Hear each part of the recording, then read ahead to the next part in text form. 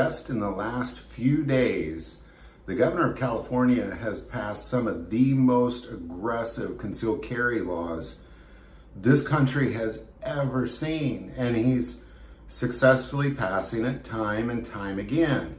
So I want to take a moment and speak to the real numbers, because here what we're watching is we're watching anti-concealed carry laws being passed, which means if you go as a law-abiding citizen, not a felon, you've done nothing wrong, you apply for a concealed carry permit, you're not going to get it. I've met many people from California traveling around this country as I stop in California. I've never met one of them who successfully got a concealed carry permit. It just simply doesn't happen. So let's take a moment and see how effective is the governor of California being to saving the lives of the citizens of California by passing these aggressive laws. Let's just say between 2022 and 2023, there was an increase in violent gun crime, 59%, a 59% increase just in the past 12 months.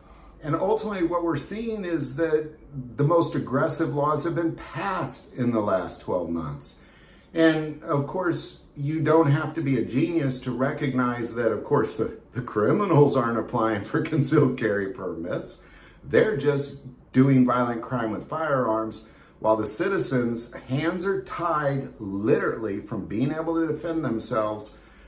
And as a result, 59% increase in violent gun crimes in the state of California.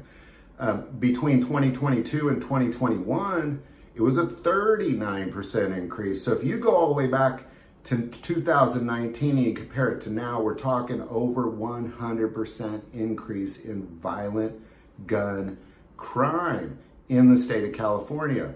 But, maybe it's just the state of California. So let's look at some of the other states that have passed these aggressive gun laws. Okay, Illinois, oh goodness, Chicago is a hot mess.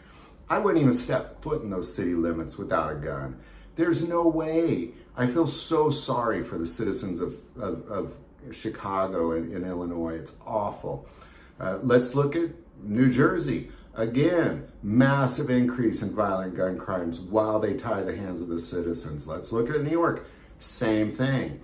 I have spent a lot of time over the last few decades in New York City. I always enjoyed the public transportation of the subways. I always enjoyed different parts of the city, the cultures that we see. There is no way I would step foot in those subways because of the violent gun crime. There's only like about 6 blocks in that entire city I'd hang out outside. The rest of it, I wouldn't even dare step foot in it without some sort of way to protect myself. So good job, Governor of California. Way to put your citizens in by far more danger than they have ever been.